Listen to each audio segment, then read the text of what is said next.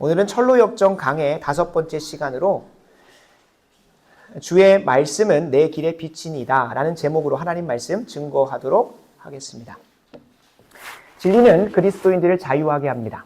진리는 그리스도인들을 자유하게 합니다.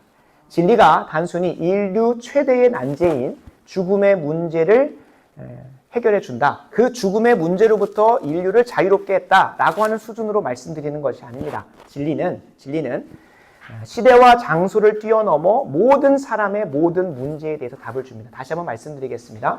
진리라고 하는 것은 모든 시대와 모든 장소를 뛰어넘어 모든 사람의 모든 문제에 대해서 답을 준다는 겁니다. 그 모든 문제들 중에 하나가 무엇입니까? 우리가 인류 사회가 결코 해결할 수 없는 죽음의 문제이기도 합니다. 그래서 오늘 제가 말씀드리고자 하는 진리가 그리스도인들을 자유하게 합니다 라는 이 내용 안에는 오늘 지금 여기에서 우리가 마주하는 모든 문제들에 대해서도 실제적인 답과 해결을 준다는 겁니다. 그냥 죽음의 문제에 대해서만 해결을 주는 것이 아니라 오늘 지금 여기에서 내가 실존적으로 마주하고 있는 모든 문제들에 대해서도 답을 준다는 거예요. 그것이 진리의 능력이자 진리의 본질입니다. 사람들은 현대 과학과 의학이 해결해 주지 못하는 것 같은 영역만 기독교의 진리에서 답을 찾으려고 합니다. 그러니까 가장 기본적인 것이 죽음의 문제인 거죠. 육체의 죽음의 문제를 현대 과학이나 의학이 해결해 줄 수 없고 설명을 못 해주니까 그것만 해결하지 못하는 것만 이 진리의 영역에 넘기려고 하는데 이건 정말로 안타까운 겁니다. 실제로 과학과 의학은 진리가 감당하지 못하는 것을 그들에게 맡기는 게 아니라요. 오히려 우리의 학문의 철학의 역사를 보면 과학과 의학은 인간이 자유하고자 하는 문제들에 대해서는 답을 주지 못했습니다. 무슨 말이냐? 무엇이 옳고 그른 선택인지 무엇이 더 선하고 좋은 것인지에 대해서 결정하는데 일말의 도움을 준 적이 없다는 거예요. 왜냐하면 과학과 의학은 객관적 사실과 사실들을 밝히 보여주는 것에 그 역할이 있지 무엇이 옳은 것인지 무엇이 내게 더 좋은 선택인지에 대해서 어떠한 답을 주지 못하는 거예요. 다만 들러리 역할은 할 수 있습니다. 들러리 역할을 할 수 있어요. 이게 좋은 선택이었구나 확인할 수 있도록 해주는 그런 결과물들을 잘 측정할 수 있도록 도와는 줘요. 과학이나 의학이. 그러나 내 인생 가운데 어떤 선택이 가장 선한 것이고 가장 좋은 것이고 내 인생을 유익하게 하고 행복하게 하고 윤택하게 하는지에 대해서는 답을 못 줍니다. 오히려 진짜 들러리 역할만 하는 거예요. 더 구체적인 예를 들어보겠습니다. 과학과 의학은 자녀를 어떠한 모습으로 길러야 할지에 대한 답을 주지는 못한다는 겁니다.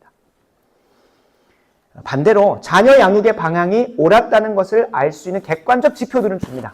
이 아이의 시험 성적이나 이런 것들을 통해서는 점검할 수 있도록 도와는 주는데 어떻게 자녀 양육을 하는 것이 정말로 옳고 좋은 것인지에 대해서는 답을 못 준다는 거예요. 그러나 안타깝게도 사람들은 들러리에 관심을 가질 뿐, 그 과학과 의학에만 열심히 관심을 가질 뿐 정작 주목해야 할 진리에는 잠깐의 관심과 시간을 할애하지 않습니다. 그래서 진리가 그리스도인들을 자유하게 하는데요. 더 깊이 들어가 보면 진리는 진리에 관심이 없는 사람들에게는 자유를 줄 수가 없습니다.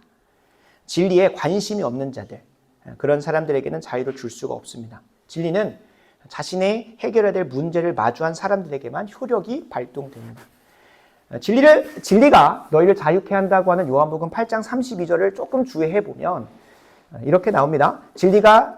진리를 알지니 진리가 너희를 자유롭게 하리. 이 본문만 딱 떼우면 진리가 모든 사람에게 자유를 주는 것처럼 보이지만 이 너희가 중요합니다. 너희가 누구냐면 31절에 이렇게 등장을 하는데요. 그러므로 예수께서 자기를 믿은 유대인들에게 이르시되 라는 거예요. 자기를 믿은 유대인들. 그러니까 예수 그리스도께서 허락하시는 말씀을 믿고 따르려고 하는 그런 열심이 있고 관심이 있고 내 삶의 문제를 저 사람이 말한 저 존재가 말하는 그 말을 따라가면 되겠다 싶은 믿음이 있는 사람에게만 진리가 그들을 자유롭게 한다는 거예요. 그런 믿음이 있는 사람들이 어떻게 합니까? 이어지는 본문 보면 너희가 내 말에 거하면 참으로 내 제자가 되고 진리를 알지니. 진리를 알지니 진리가 너희를 자유하게 하는 거예요.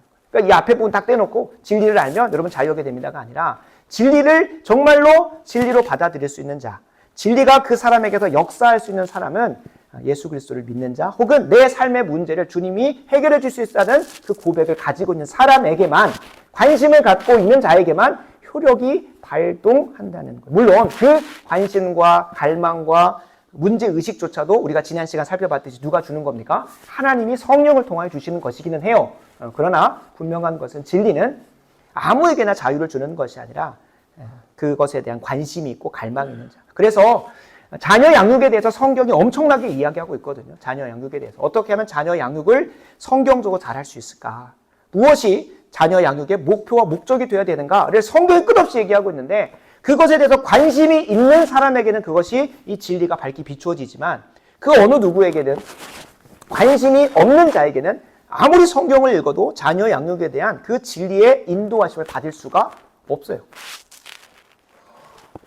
그래서 진리는 아무에게나 자유를 주지 않습니다.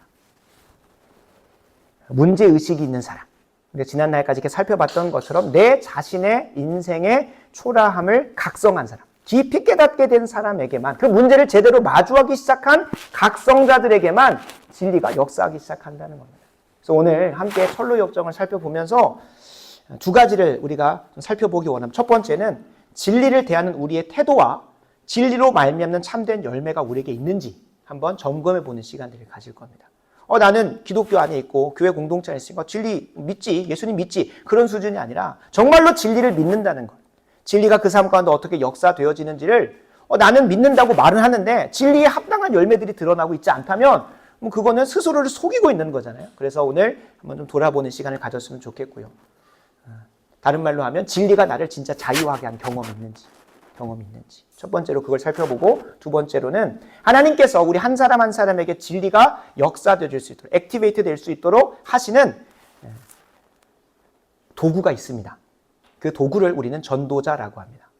전도자를 통하여 하나님께서는 진리가 그 인생 가운데 빛이 비추이게 하시고 또 자유하게 합니다. 그래서 우리 한 사람에게만 그것을 점검하고 끝나는 것이 아니라 다른 누군가에게 그 진리의 빛을 참되게 비추어주는 전도자의 사명으로 우리 한 걸음 나아가게 되는 귀한 시간 됐으면 좋겠습니다. 단순히 가서 여러분 노방전도 하십시오. 그런 결말 아닙니다. 정말 전도자의 삶이 무엇인지 여러분들이 깊이 한번 고민해보는 귀한 시간 됐으면 좋겠습니다. 그래서 성경적인 전도, 우리에게 당연히 이 시대가 강팍하고 믿음이 없고 패역하고 음란하기 때문에 이사야가 그 부름 받을 때 어떠한 고백을 듣습니까? 누가 나를 위하여 갈꼬라고 했을 때 이사야에게 딱 들려준 말씀이죠. 그래, 네가 가라라고 하는데 네가 전하기는 전하여도 그들은 듣지 못할 것이고 보기는 봐도 깨닫지 못할 것이다 라고 해요. 그러니까 그런 인생은 아니었으면 좋겠긴 해요. 그죠? 실제로 이사야가 가서 아무리 전합니다. 그런데 듣습니까? 안 듣습니다. 고작 우리 열왕기하 20장에 등장한 히스기야 정도는 듣는 것 같아요. 히스기야 정도는. 근데 그 이전에 있었던 왕들은 얼마나 안 듣습니까? 엘리야가 가서 아합과 대척할 때도 얼마나 안 듣습니까? 실제로 그런 상황이 있기는 합니다.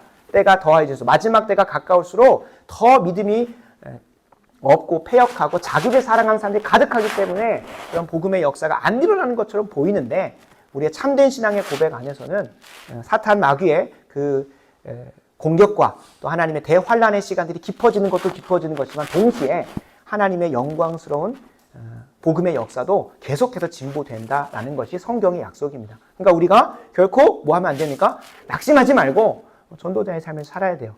그러나 이 상황적 환경 말고도 우리의 삶 가운데서 복음의 열매가 또 이 진리의 전파가 일어나고 있지 않다면 뭘 돌아봐야겠습니까? 상황 탓하는 거는 성경적이지 않아요.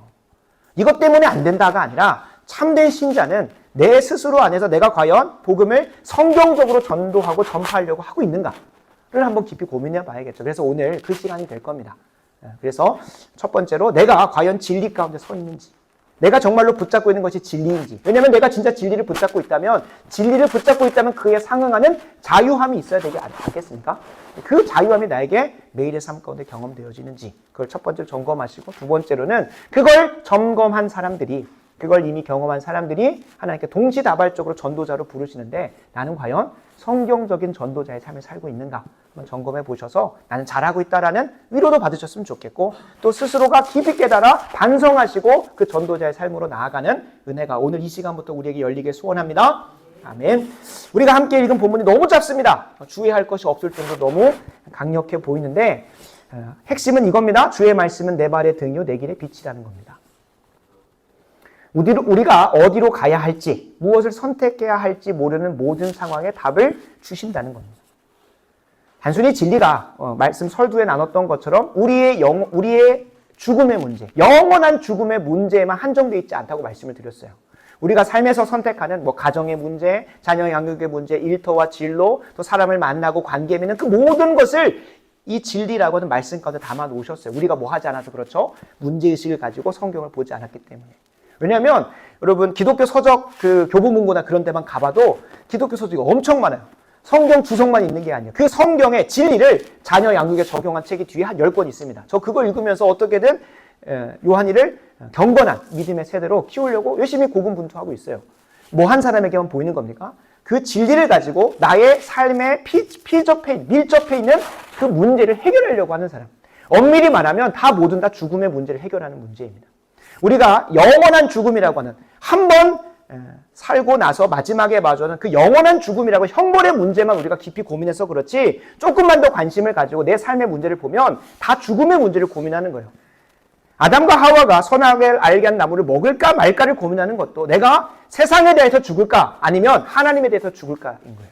다른 말로 그 인생 가운데 하나님의 말씀이 내 삶을 살리는 걸 선택을 할까 아니면 내가 하나님을 내 인생 가운데 죽여버리고 내가 내 스스로 사는 것을 선택할까. 모두 다 죽음의 문제라는 거예요. 죽음의 문제. 내 자녀 양육에 있어서도 내 진로의 영역에 있어서도 내 삶의 모든 찾아오는 현재적인 문제들은 다 결국은 죽음의 문제나 별반 다를 게 없어요. 물론 그 중에 단 한 번밖에 기회가 없는 이 인생의 끝에 마주하는 죽음의 문제는 그 중함이, 그 중요도가 매우 크기 때문에 우리가 그것에만 주목하지만 실질적으로 우리가 매일의 삶 가운데 경험하는 게 천국과 지옥 가냐의 문제를 고민하십니까? 아니면 내 오늘 하루 죽을 것 같은 내 삶의 문제를 성경적으로 해결할 것인가? 진리의 빛을 받을 것인가? 오늘 말씀처럼 내 발에 등이 되고 길에 빛이 되는 그 말씀을 따라갈 것인가? 아니면 내 지혜나 내 경험이나 내 생각대로 선택할 것인가? 그래서 선택을 많이 하잖아요. 더 우리에게 영향을 미치는 것은 죽음 이후에 받은 천국과 지옥의 문제보다도 그걸 우리가 간과해서는 안 되겠습니다만 우리 하루를 살아가는 데 있어서 무엇을 먹을지 어떻게 이걸 선택해야 될지를 깊이 고민하는 걸 보면 과연 우리에게 이걸 한번 물어봐야 됩니다. 그 삶의 모든 문제를 진리를 가지고 내 길에 비치고 내 발에 등이라고 한 하나님의 말씀을 가지고 해결책을 찾고 그래서 답을 구하고 그것이 약속한 열매들을 그 약속들을 내가 정말로 경험하며 살고 있는지를 깊이 한번 고민해 봐야 돼요.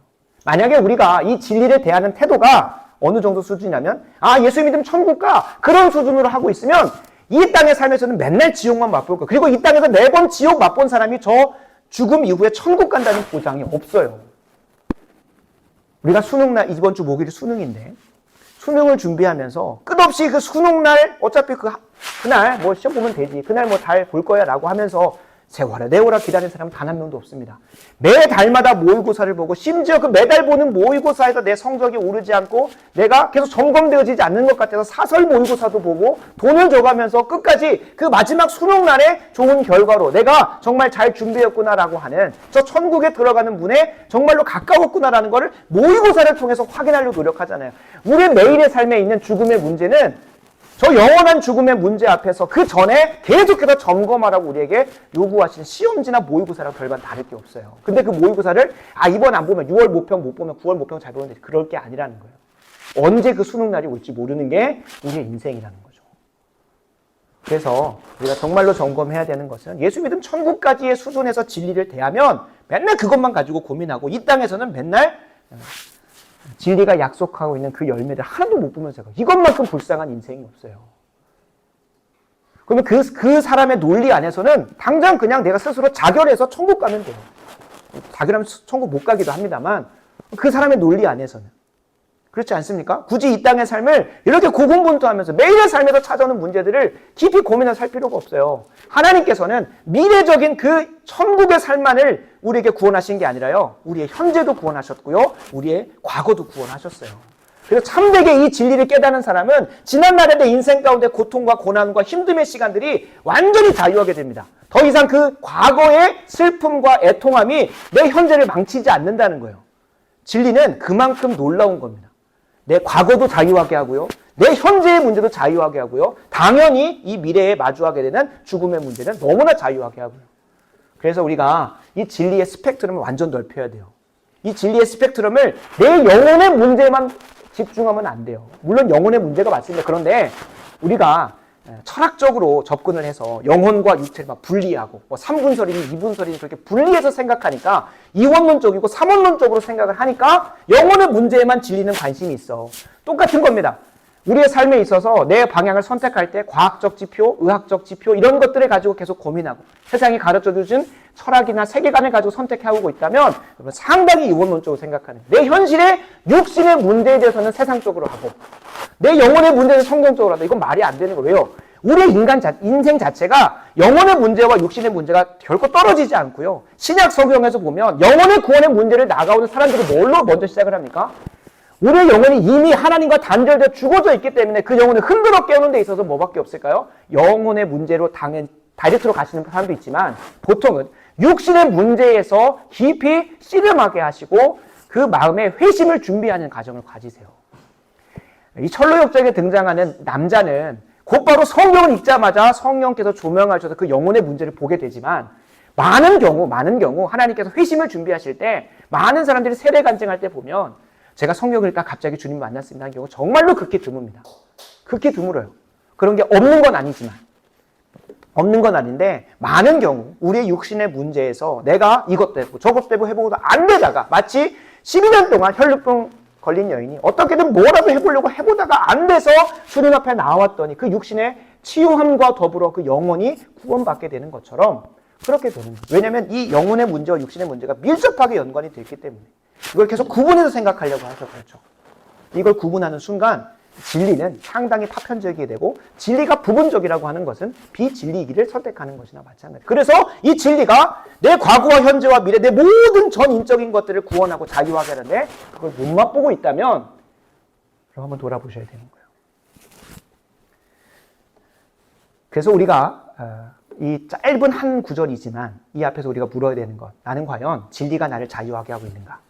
내 삶의 모든 현실적인 문제마저 자유하게 하고 있는가? 오늘 본문의 표현을 따르면 모든 삶의 여정 속에 내가 내딛는 발걸음에 내가 걷는 길 위에 정말로 성경 말씀이 하나님의 말씀이 그 진리가 빛이 되어주고 등이 되어줘서 아, 이 길로 가면 되겠구나 라고 하는 것을 정말로 경험하고 있는지 스스로 물어보셔야 된다는 거예요. 강단에서 선포되는 말씀이 내 인생의 방향을 결정하고 있는지 말씀의 약속이 하나하나 신실하게 경험되고 있는지 우리가 두렵고 떨림으로 점검해 보셔야 되는 거예요. 지금도 내가 오늘 살고 있는 이 현장에서도 하나님의 말씀이 진리이고 하나님의 말씀이 내 삶의 문제를 구원하고 자유하게 하는 것을 경험하지 못하는데 어찌 내가 한 번도 가보지 않고 경험해보지 않은 그 미래적인 일들 바로 주님의 종말의 때에 내가 저 천국에 이를 수 있다는 것을 확신할 수 있겠냐는 거예요. 성경은 아주 웬만한 코딩보다도 아주 강력하게 알고리즘이 되어져 있습니다. 누가 했기 때문에 그렇습니까? 하나님이 하셨는데 그렇게 엉성하게 되어 있지 않습니다. 엉성하게 되어 있지 않아요. 그냥 믿는다고 하면 천국 가겠지 그런 수준이 아니에요. 그래서 뭐라고까지 표현합니까? 이 그리스도인의 길을 좁은 길이라고 하죠. 좁은 문이라고 하죠. 마태복음 13장 24절에 보면 그 좁은 문이 있는데 누구든 거기를 들어간다고 해서 들어가는 게 아니라고 얘기를 해요. 한번 찾아볼까요? 마태복음 13장 24절입니다. 24절을 제가 읽겠습니다. 마태복음 13장 24절이 아니었네요.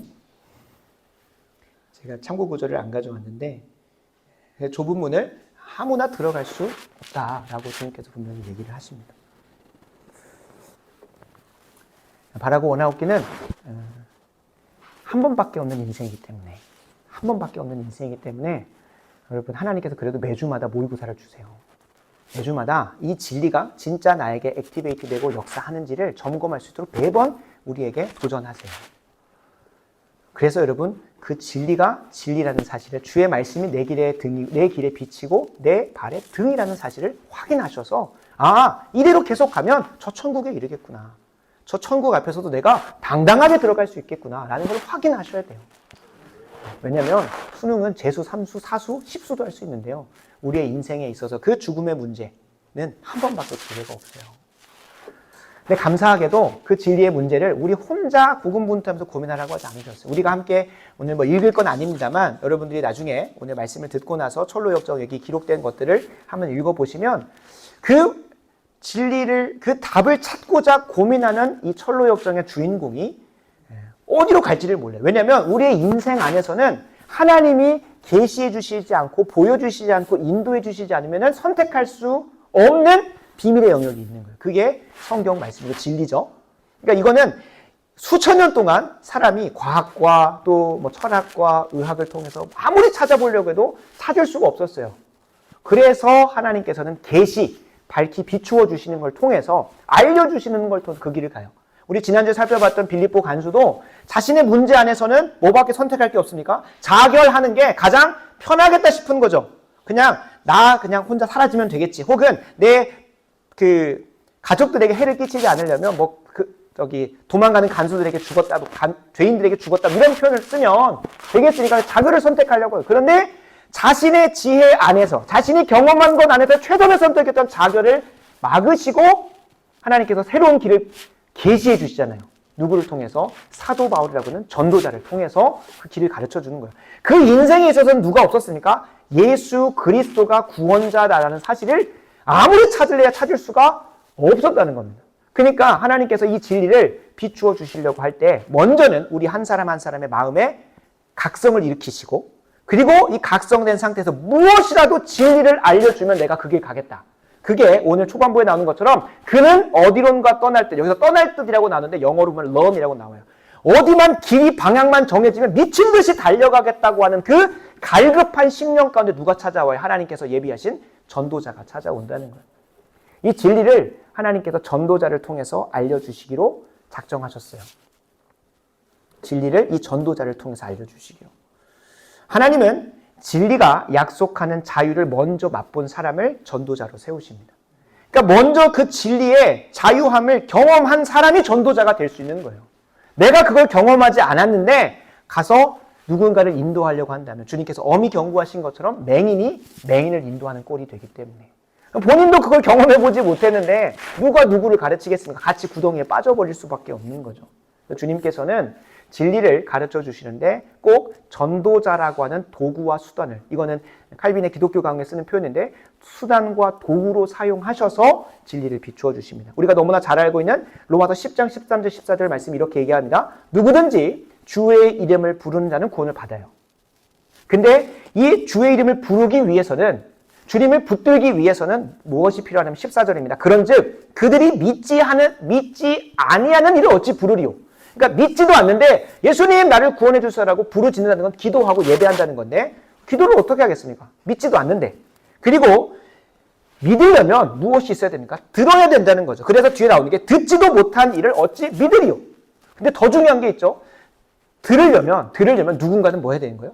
말해줘야 된다는 거예요. 그래서 뒤에 나오는 게 전파하는 자가 없이, 전도자가 없이 어찌 그 영혼이 진리를 붙들 수 있고 믿을 수 있고 예수 그리스도의 이름을 부름으로써 구원에 이를 수 있겠느냐고 하시는 거예요.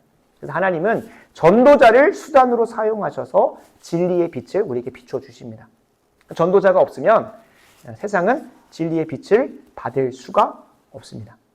하나님은 전도자를 통해서, 이 전도자가 모여져 있는 교회라고 하는 공동체를 통해서 듣게 하시는 전도가 없으면 결코 이 세상은 진리 가운데로 나올 수가 없는 거예요. 그래서 우리가 이 세상이 악한 모습으로 계속 가고 있으면 뭘 돌아봐야 될까요? 원래 세상은 이래. 이번 정부가 못해서 그래. 전 정부가 못해. 그런 게 아니에요. 누가 못하고 있는 거예요? 그리스도인이 그리스도인답게 살지 않는 거예요. 전도자가 전도자의 사명을 감당하지 않고 있기 때문에 어차피 저들은 자신의 탐욕과 권력과 욕심을 위해서 자신에게 무언가 더 도움이 될까 하면서 권력을 잡고 정부를 운영하는 사람들이에요. 그들을 탓할 게 아니에요. 누구를 탓해야 되는 건가? 내 자신을 돌아봐야 되는, 내가 그들에게 진리의 빛을 비추고 있는가? 내가 내 삶의 가정에서, 내 일터에서, 내 사람과의 관계 속에서 과연 진리에 부합하는 삶을 살고 있는가? 혹은 그들이 탐할 만큼, 그들이 부러워할 만큼 세상이 맺어줄 수 없는 그 진리의 자유함과 열매들을 내가 내 삶에서 드러내고 있는지를 한번 돌아봐야 되는 거예요.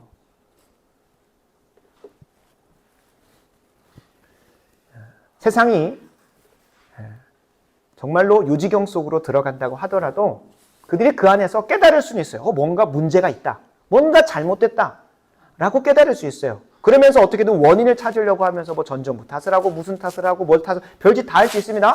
그러나 여기서 우리가 분명히 주목해야 될 것은 그때 누가 없으면, 진리를 비추어 줄 전도자가 없으면 아무런 소망이 없다는 거예요. 그래서 전도자가 진짜로 중요합니다. 바른 말씀이 선포되는 지역 교회에 우리 한 사람이 먼저, 첫 번째로는 우리 한 사람이 정말로 바른 말씀이 선포되고 바른 교훈이 나누어지는 한 지역 교회에 속하는 게 정말로 중요해요. 내가 어떻게든 진리를 찾아서 내 삶의 문제를 해결하려고 교회라는 간판을 붙고 들어갔는데 하필이면 하나님의 교회거나 제7일 안식교거나 혹은 신천지가 되면 어떻게 되겠습니까? 그 길로 가는 거예요. 나는 분명히 내 삶에 문제가 있어서 그 문제를 해결하고자, 내 영혼의 문제가 됐든 내 인생 전체의 문제가 됐든 그거를 해결함 받고자 교회 문턱을 들어갔는데 그 교회가 하필이면 신천지거나 하나님의 교회거나. 근데 이것보다 더 무서운 건 그들은 이제 대놓고 해요. 하나님의 교회다, 신천지다, 우리가 그들과 뭐가 다른지, 그 정통 교단들과 뭐가 다른지를 분명히 얘기해줘요. 근데 더 문제는 디모데후서 3장 13절이 약속하고 있는 것처럼 이 때가 더하여질수록 악한 사람들과 속이는 자들은 더욱 악화해져서 속이기도 하고 속기도 한대요. 스스로가 속기도 할 정도로 그 거짓과 권모와 술수가 교회라고 하는 공동체 안에 있는데 비진리를 선포한다. 금요일날 말씀드렸죠. 복음을 복음이라고 선포한다고 다 복음이 아니라고요. 구원을 구원이라고 가르치지만 구원이 아닐 수 있다고요. 그 안에 내포된 의미가 전혀 다른 걸 전할 수 있다니까요. 그래서 골로새 교회에는 사도 바울이 직접적으로 얘기를 합니다. 누가 철학과 헛된 속임수로 너희를 사로잡을까 주의하라는 거예요. 계시록 13장에 이야기하지 않습니까? 마지막 때가 가까울수록, 아니 마지막 때가 더하여질수록 이전에도 있었지만 종교 지도자들을 통하여 양의 탈을 쓴 늑대들을 통하여 그들을 미혹하고 배교하게 하고 배도하게 만든다고 성경이 이야기하고 있어요. 그래서 우리가 전도자가 정말 중요하다는 거예요. 각성된 사람이 어떻게든 진리를 찾아보고자, 답을 찾아보고자 갔는데 그 교회가 사단 마귀에게 사로잡혀서 철학을 전하고 있고 세상 지혜를 성경으로 포장해가지고 전하고 있다네요. 그것만큼 얼마나 안타까운 일이 없겠습니까? 그래서 우리는 끊임없이 진리의 말씀을 옳게 분별하려고 애를 써야 됩니다. 진리의 말씀을 옳게 분별하고 애를 써야 돼요. 디모데후서 2장 15절에 디모데에게 사도 바울이 이야기합니다. 너는 진리의 말씀을 옳게 분별하며 부끄러울 것이 없는 일꾼으로 인정된 대로. 디모데 같은 경우는 에베소 교회 목회자였기 때문에 더 이렇게 강력하게 얘기한 것이지만 우리도 진리의 말씀을 옳게 분별하는 시간이 필요해요. 그걸 위해서 힘쓰래요. 힘쓰라고까지 얘기해요. 그렇지 않으면 악한 자들이, 속이는 자들이 교회 안에서마저도 성경을 가지고 얘기하고 있고 특별히 19세기 이후 20세기 신학자들이 대부분 성경적 용어를 가지고 자신의 철학과 잘못된 이단 사설을 가르칩니다. 그들이 정말 좋아하는 표현이 하나님 나라예요. 하나님 나라. 근데 그 하나님 나라가 성경이 말하는 그 천국, 하나님의 통치와 하나님의 말씀이 온전히 실현되는 이렇게까지 다 포장을 합니다. 그런데 그 종말의 결국에 마주하고 있는 모습은 사회 공산주의적인 유토피아예요. 하나님 나라라고 얘기를 해놓고 본인들이 만들어 놓은 하나님 나라를 만들어 놓고 그걸 위해서 힘쓰자고 하면서 그렇게 맹인이 맹인을 인도해 가는 그런 역사들이 많았어요. 그리고 그 사람들이 지금 교회 안에 그 사람들에게 배웠던 목회자들이 교회 안에 있으니 여러분 진짜로 진리의 말씀을 옳게 분별하셔야 돼요. 깨어서. 대표적으로 무엇이 있냐면 포괄적 차별금지법이 있습니다. 어떤 교회에서는 포괄적 차별금지법에 대해서도 적극적으로 지지하는 사람들도 있습니다. 차별 좋아하는 사람 당연히 없고 성경 어디에서도 차별하라는 말이 단 하나도 없습니다. 그러나 그 포괄적 차별금지법에 있는 독소 조항들이 그것이 실제적으로 실천되고 실현되어진 제정되어서 현행으로 이루어진 뭐 영국이나 미국들을 보면 가관입니다. 그죠? 이미 차별에 대한 세부적인 것들은요 다 더불어 시행이 되고 있습니다. 뭐 남녀 차별에 대한 부분들, 혹은 뭐 장애인에 대한 차별적인 대우들, 사회적 약자에 대한 차별 대우들은 다 이미 세부법적으로 만들어서 이미 되고 있어요. 뭐가 문제입니까? 포괄적 차별금지법이라는 거예요. 포괄적 차별금지법. 이 포괄적 차별금지법에 기본적으로 내어 들어가면 이 차별이라고 하는 단어가 그들에게 다르게 적용이 됩니다. 다르게 적용이 돼요. 한 개인적 주관의 판단 아래 스스로가 차별을 당했다고 생각하면 법적 조치가 진행이 되는 거예요. 내가 솔직한 말로 기분이 나쁘다. 저 사람이 저렇게 이야기하는 것이 내게 차별적인 기분을 줬다라고 하면 고소고발을 할 수 있는 것이고 이게 더 악한 것은 뭐냐면 내가 그것의 무죄를 증명을 해내야 되는 거예요. 저 사람이 어떠한 것을 적시를 해놨다고 하면 내가 스스로를 변호를 해가야 되는데 뭐 그런 게 얼마나 힘들겠습니까? 더 문제는 우리 교회에서 세상에 대해서 이야기하는 것들, 단순히 동성애자의 문제에 대해서 이야기하는, 그걸 죄라고 얘기하는 수준이 아니라 다른 것들에 대해서도 걸면 다 걸릴 수가 있는 거예요. 내가 차별감을 느꼈다라고 얘기를 한다면 그렇게 되는 거예요.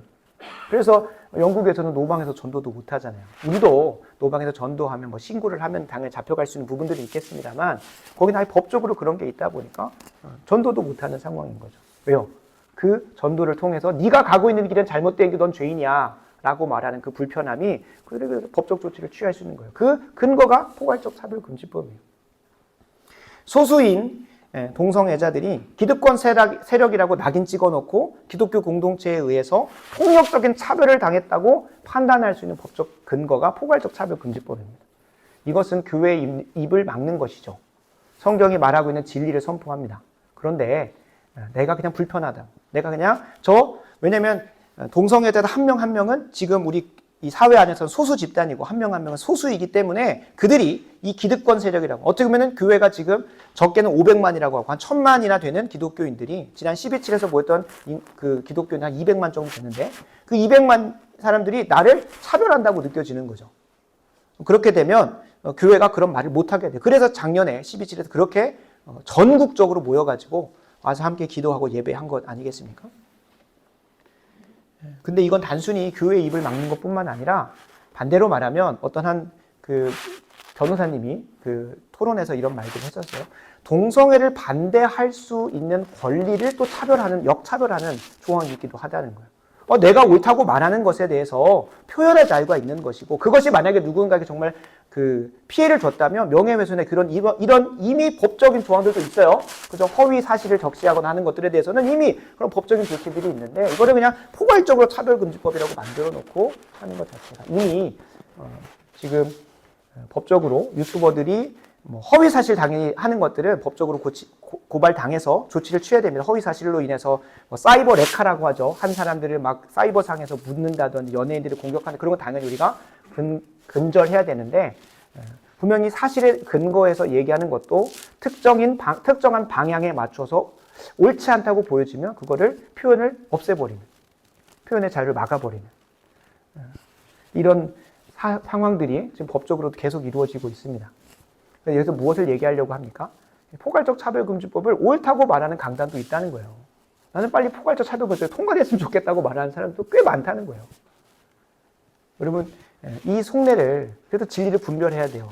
나는 그냥 예수님 믿고 천국 가면 돼라는 수준으로 살기에는 이전에는 그래도 됐을 수 있다고 봐요. 이전에는. 근데 지금은 더 세상이 악하여져서 우리가 제대로 분별하지 않으면, 나는 분명히 교회 잘 다녔고 예수님 믿는다고 했지만 저 천국 앞에서 주님께서 나도 모른다라고 말할지도 모를 정도로 정말로 진리를 분별하지 않으면 진리 위에 서 있을 수 없는 그런 시대를 살아가고 있다는 겁니다. 그래서 나 스스로도 진리 위에 서 있기를 힘써 고민하셔야 됩니다. 진리 위에 서 있기를 분별하셔야 돼요. 그리고 거기에서 끝나는 것이 아니라, 좀 이따 마무리하면서 말씀을 드리겠지만, 내가 진리 위에 서 있는 것을 계속 힘쓰다 보면, 진리 위에 서 있기를 위해서는 누군가에게 진리를 선포해야 됩니다. 말씀을 마무리하는 부분에서 또 먼저 얘기를 해보면, 디모데전서 4장 16절을 한번 찾아보시면 좋겠습니다. 디모데전서 4장 16절. 딤전 4장 16절을 보면 이렇게 디모데에게 바울이 선포합니다. 네가 네 자신과 가르침을 살펴, 뭡니까? 진리를 분별하라는 겁니다. 살펴서 이 일을 계속하래요.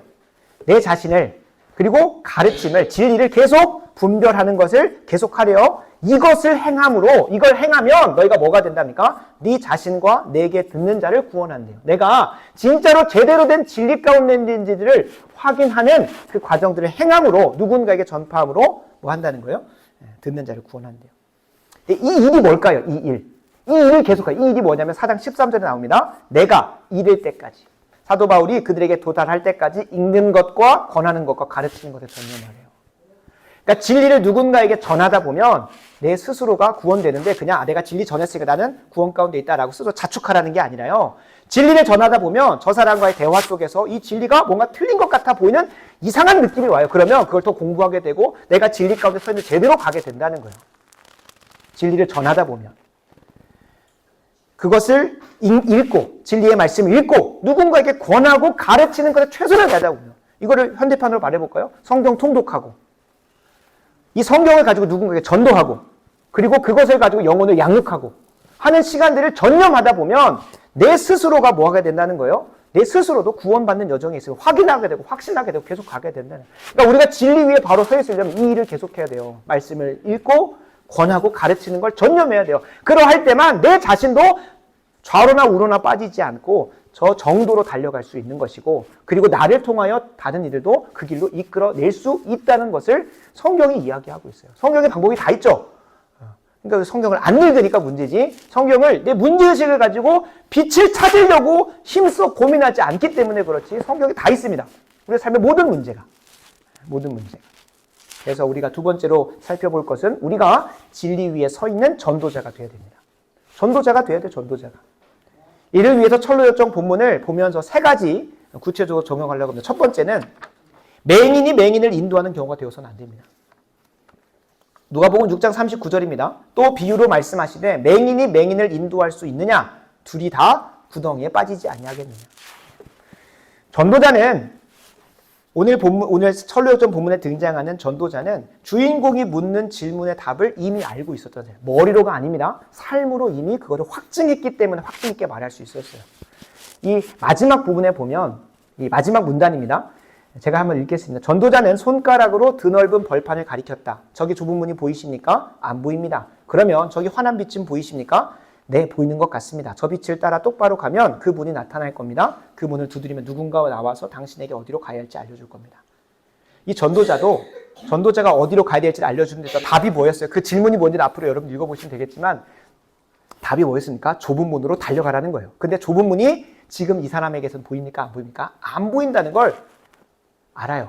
그리고 그가 안 보인다고 하니까 그 다음 후속 조치를 뭐 하는 거예요? 본인도 안 보였었거든, 처음에는. 좁은 문이 안 보였기 때문에 뭘 따라가면 되는 겁니까? 이 빛을 따라가라는 거예요. 이 빛은 오늘 우리가 읽었던 말씀처럼 말씀이고 그리고 그 말씀을 조명해 주시는 성령의 조명을 이야기합니다. 그러니까 그 빛을 지금 따라가라는 거예요. 그러니까 좁은 문으로 가야 되는 게 우리의 그리스도인의 길인데 그곳으로 가려면 지금은 안 보이지만 그 사람, 이 전도자가 이미 그 좁은 문으로 가는 길을 통과해 봤고 그걸 이미 경험해 봤기 때문에 하나님의 말씀이 약속하는 그 길을 내가 살아봤기 때문에 그 길을 더 구체적으로 알려줄 수 있는 거예요. 그래서 여러분 우리가 맹인이 맹인을 인도하지 않기 위해서는 진리가 나의 삶 가운데 경험되어져야 돼요.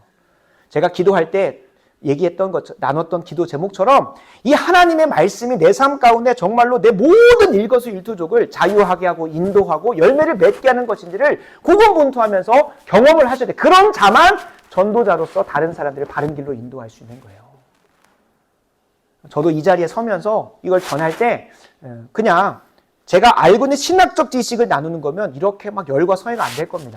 저도 자신이 없지는 않을 거예요. 그러나 제가 적어도 이 자리에서 선포하고 있는 것은 한 주간 동안 묵상하면서 나에게는 이것이 경험되어졌는지 이것이 정말로 나에게 맛보아졌는지 누려졌는지를 점검하려고 최선을 다해요. 비록 30여 년밖에 살지 않은 인생이지만 하나님께서 경험시켜 주시면 다 경험할 수 있는 것이기 때문에 그 진리의 말씀을 깊이 내 삶 가운데 체험하고 경험할 수도 힘써 구분부터 그게 경험되면 어떻게 됩니까? 기도해야죠. 기도의 자리로 가서 그것이 경험될 수 있도록 하나님 결코 우리 좋은 교회 성도님들을 제가 맹인이 되어서 알지도 못하고 경험해보지도 않은 것을 진리라고 합시고 이 자리에서 그냥 떠들고 있는 그런 기계되지 않기 원합니다. 그래서 이걸 경험시켜달라고. 그러니까 저도 고난도 경험하고 또 하나님께 부어주시고 채워주시는 것도 경험하는 거예요. 제가 당당하게 담대하게 선포할 수 있는 건 그 근거가 진리이기 때문에 그러기도 하지만 그 진리가 저의 삶에서 온전히 경험됐기 때문에 당당하게 담대하게 선포할 수 있는 겁니다. 그래서 여러분 맹인이 맹인을 인도하는 경우가 되어서는 안 됩니다. 우리는 전도자의 삶을 살아갈 때에 내가 전하지 못하고 있다면 내가 누군가에게 나누지 못하고 있다면 진리가 내게 진리는 아닐 겁니다. 내게 이 진리로서 경험되어지고 있다면 누군가에게 나누고 싶고 가르치고 싶고 그것을 인도해주고 싶은 게 우리들의 마음이에요. 근데 내가 담대하게 나눌 수 없다면 머리로는 알 수 있어요. 아, 저렇게 살아야 되는데 아, 저렇게 사는 게 맞지라고 동의는 되는데 내 삶에서 경험해 본 적이 없는 거예요. 그래서 여러분, 이 좁은 문을 가르치는 이 전도자가 먼저 그 여정을 경험했기 때문에 당당하게 담대하게 나눠줄 수 있었던 것처럼, 맹인이 맹인을 인도하는 것이 아니라 이미 잘 알고 있는 자가 그 맹인의 길을 인도할 수 있는 것처럼, 우리는 바라고 원하고 있는 성령의 조명을 따라 말씀과 나누어지는 모든 신학적 지식과 교리들이 하나하나 경험되어졌으면 좋겠습니다. 그걸 소망하셨으면 좋겠습니다.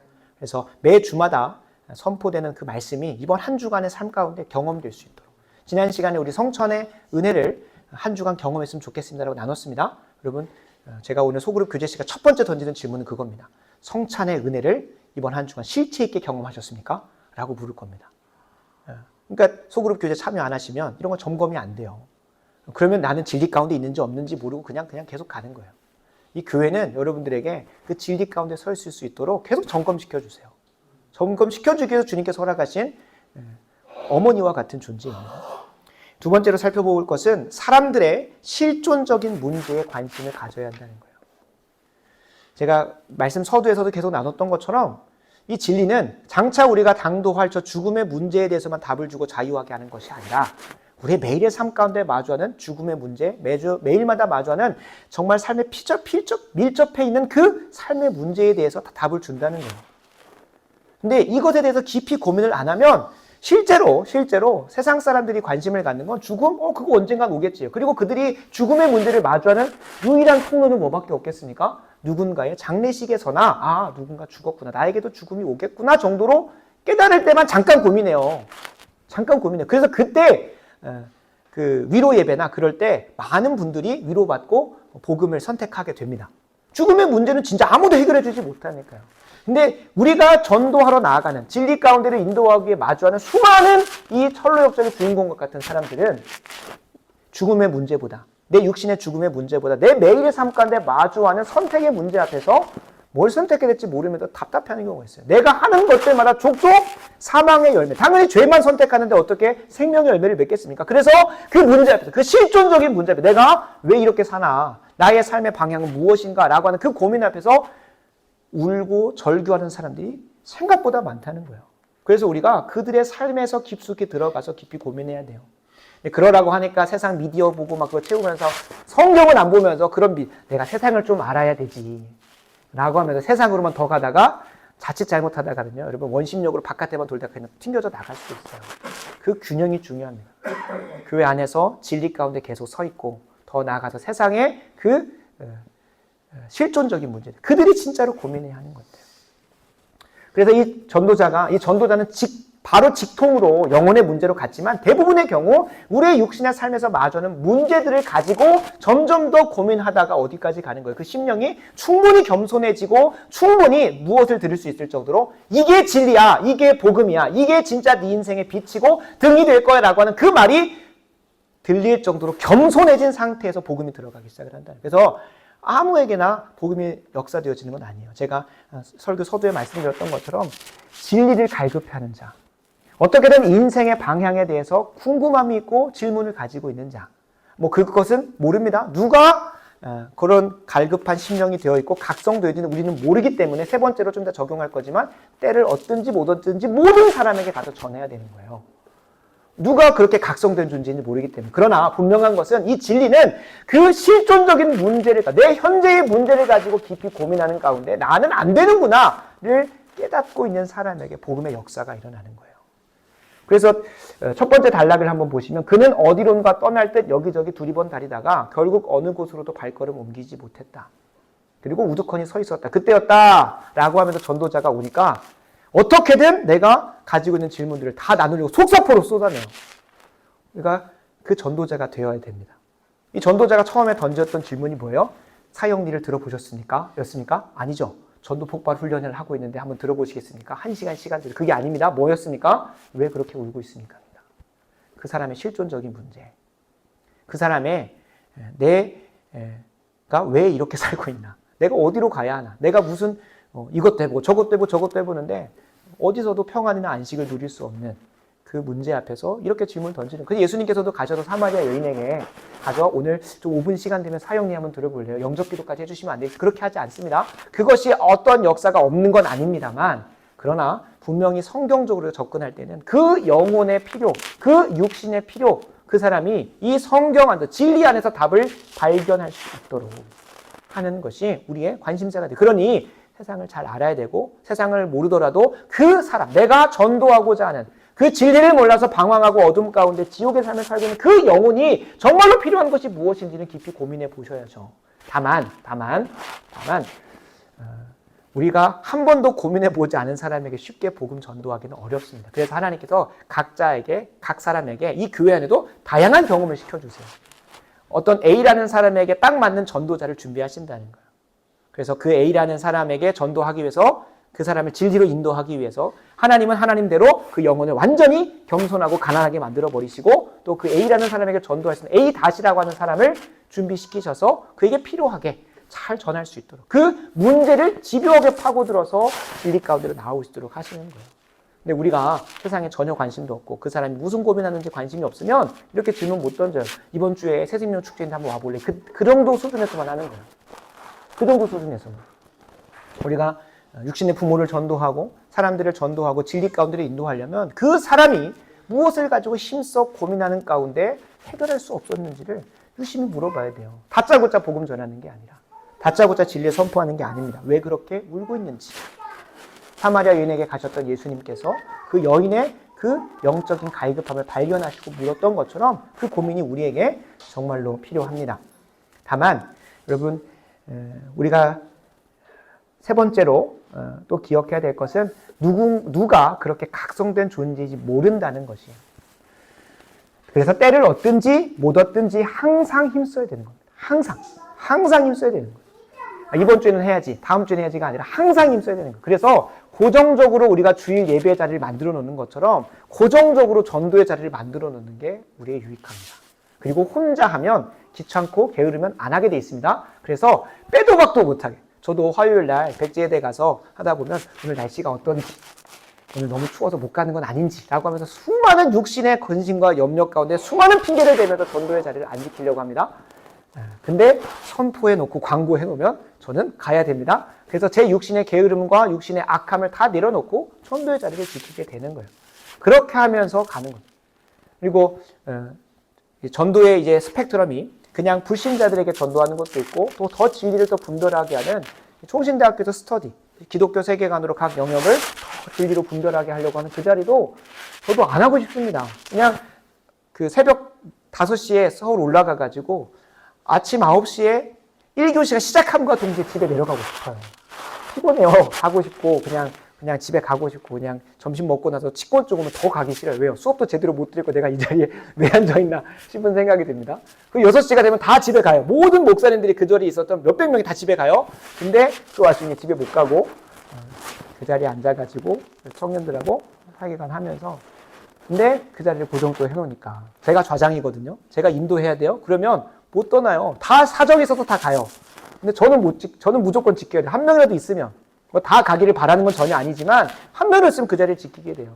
그렇게 스스로를 그 자리에 올가매어서라도 전도하는 자들을 때를 얻든지 못 얻든지 하는 겁니다. 그래서 주님께서 디모데후서 4장 2절에 얘기합니다. 말씀을 전파하라. 때를 얻든지 못 얻든지 항상 힘쓰라는 거예요. 힘쓰라는 거예요. 왜 힘써야 되냐면 누가 거듭났는지 아닌지, 누가 준비됐는지 아닌지 모르기 때문에 합니다. 그래서 이렇게 얘기해요. 범사에 오래 참아야 된대요. 힘쓰다 보면, 왜 힘써야 되냐면 오래 참아야 될 정도로 계속 기다려줘야 되거든요. 내가 이 정도 했으면 좀 뭔가 반응 보고 좀 해야 되는데 그런 게 없기 때문에. 심지어 영어 표현을 리부크라고 해가지고 그 사람 훈계하기까지 해요. 그러니까 못된 말도 해야 되는 거예요. 진리 가운데로 벗어나 있는데 어떻게 그 사람에게 계속 좋은 말, 괜찮아, 잘 될 거야, 주님께서 너에게 잘 인도하실 거야, 그런 말만으로는 진리 가운데로 못 인도합니다. 진리 자체가, 예수님께서 바리새인들을 돌아오게 하실 때 독사의 자식들 하면서 독설도 하셨어요. 화 있을진지 하면서 마태복음 23장에 얼마나 저주를 퍼붓는지 모릅니다. 그 정도로 경책하고 훈계해야 돼요. 그리고 그들을 계속해서 계속 오래 참음으로 인내심을 가지고 계속 권하는 시간들도 필요한다는 거예요. 그러나 여러분 기뻐하시기 바랍니다. 고린도서 3장 6절에 보면 사도 바울이 이렇게 고백합니다. 나는 심었고 아볼로는 물을 주었을 때 오직 하나님께서 자라나게 하신다는 겁니다. 어거스틴이라고 하는 위대한 신학자가 있습니다. 제가 계속 칼빈을 얘기하죠. 근데 칼빈보다 더 위대한 사람은, 칼빈은 어거스틴이 한 것을 체계적으로 정리한 것일 뿐이에요. 실제적으로. 그러니까 어거스틴은 진짜로 정말로 시대의 천재고 그런 사람인데, 어거스틴이 젊었을 때는 아주 여성 편력이 강했습니다. 그러니까 엄청나게 음란했던 사람이에요. 근데 그가 마니교에도 빠졌었으면 다른 종교도 빠졌어요. 그러다가 정말로 회심하게 된 것은 크리스토스톰이라고 하는 황금 이술이라는 그 설교자가 있었어요. 별명이 황금 이술이에요. 그 골든 마우스가 복음을 전하고 나니까 그 인생이 새로운 삶을 가거든요. 근데 수많은 학자들이 그 황금 입술을 통하여, 그 3번의 설교를 통하여 어거스틴 회심했다고 생각 안 합니다. 누가 그렇게 기도했을까요? 어거스틴의 어머니가 그 영혼을 위해서 힘써 기도했어요. 아들이 외도하고 음란의 길을 가고 마니뷰에 빠져가지고 전혀 신앙하고도 멀리 있는 사람을 살 때 그를 위해서 힘써 기도했어요. 누군가는 기도를 심는 거예요. 누군가는 기도를 심고, 누군가는 가서 전하고 고군분투하고 씨름하고, 그리고 누군가는 추수하는 거예요. 그러니까 추수한 사람이 내가 다 했다라고 착각하면 안 돼요. 이렇게 나와요. 요한복음 4장 38절. 내가 너희로 노력하지 아니한 것을 거두러 보느냐. 네가 노력한 거 하나도 없다는 거예요. 하나님께서 우리를 전도자로 부르셔서 누군가를 거두고 이 자리로 오게 하는데, 다른 사람들은 노력하였고 너희는 그들이 노력한 것에 참여할 뿐이다라는 거예요. 그러니까 우리가 그거 영혼을 거뒀다 하더라도, 전도자의 사명을 잘 감당했더라도 그건 하나님이 다 하셨다는 걸 기억하셔야 됩니다. 그래서 우리가 이걸 반대로 생각해 보면 하나님이 다 하시니까 나는 내가 해야 될 거 잘하면 된다는 거예요. 모르겠습니다. 우리 좋은 교회가 또 이제 새로운 2기를 시작을 하면서 이번 금요 철야 때 기도하면서 참 나누기도 했습니다만, 저는 전라도 안에 진리를 선포하려고 왔고, 이 진리를 선포하는 데 있어서 저희가 기도만 심어야 될지도 모르겠다는 생각은 들어요. 어디까지 감당하겠을지 모르겠어요. 하나님께서 허락하시는 선 안에서까지만 우리가 하면 되는 겁니다. 물론 마음의 욕심은 있죠. 저희가 더 수적으로 부흥해서, 영적 부흥도 부흥이지만 수적 부흥도 기대하고, 또 이 공간이 차고 넘쳐서 또 저희가 기도하고 소원하는 대로 또 5층부, 6층부 제발 지어서 정말 능력있게 감당할 것도 바래요. 근데 하나님께서 허락하시는 선에서 해야겠죠.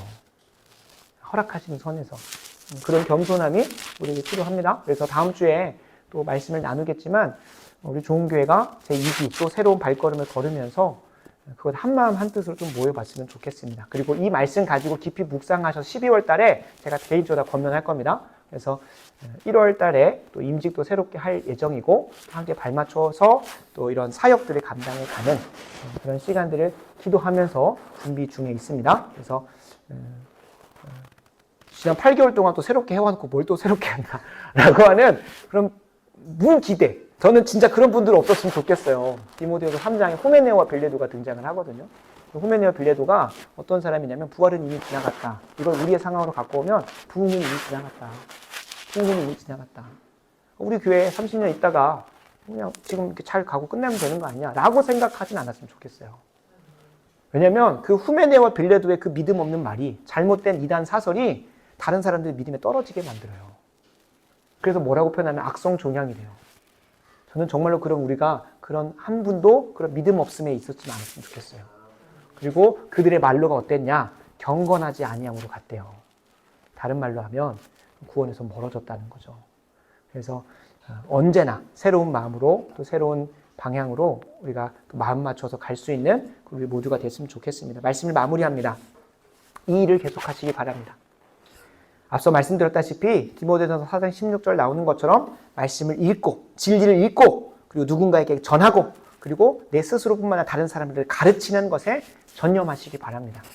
그걸 계속할 때에 주님께서 뭐라고 약속하시냐면, 내 자신과, 우리 자신과 다른 사람을 구원하게 된다고 합니다. 실제로 이 번역본이 너무 어감을 안 살려줘서 좀 안타까워서 지금 신앙의 선배님한테 어떤 번역본이 이 원역하고 잘 돼 있는지 좀 물어보려고 하고 있는데, 이 마지막에 보면 마지막 세 번째 줄에서 저 빛을 따라서 똑바로 가면 그 문이 나타날 것입니다 라고 해요. 그러니까 저 빛을 똑바로 보고 가라고 했을 때 킵이라는 표현을 써요. 킵이라는 거. 계속 가라는 거예요. 계속해서 그걸 전념하라는 거예요. 그러니까 오늘 이 일을 계속하라는 표현이 이 천루역적에도 있는 거예요. 계속 눈을 그곳에 집중하고 계속 그 길로 가라는 거예요. 계속해서. 눈에 보이는 불빛을 따라서 계속 가라. 그래서 계속 가야 된다는 거예요. 제가 말씀드렸다시피 이 빛은 무엇이라고 했습니까? 오늘 우리의 본문인 것처럼 말씀이고 그 말씀을 조명하시는 성령의 조명이에요.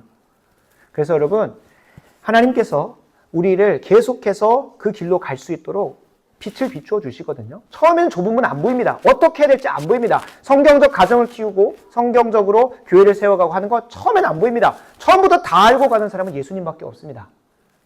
그러니까 오직 우리는 그 비추어주는 그 빛, 지금은 찬란하게 안 비추일지 모르지만 성령께서 말씀을 통하여 조명해 주시는 그 빛을 향해서 계속 달려가야 되는 거예요. 좁은 문이 보일 때까지 하나님께서 계속 인도하시는 것이 구체적으로 보일 때까지 성령의 조명을 가야 돼요. 그래서 데살로니가 전서 사도 바울은 무엇이라고 얘기하냐면 성령을 소멸하지 말래요. 성령을 소멸하지 말라고 하는 것이 단순히 성령 무시하고 하는 게 아니라 이 강단의 말씀을 통해서 우리의 인생이 나아가야 돼. 한 주간에 살아가야 돼. 그 모의고사 시험지를 난 안 풀래 라고 하면서 계속 흩어보내지 마시라는 겁니다.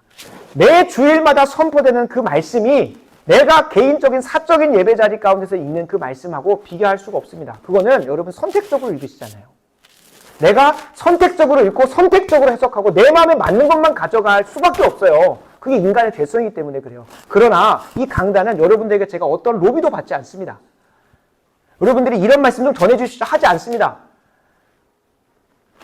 저도 제 스스로 제 마음대로 본문을 정하지 않습니다. 누군가에게 저격하는 설교하려고 본문을 정하는 거 아닙니다.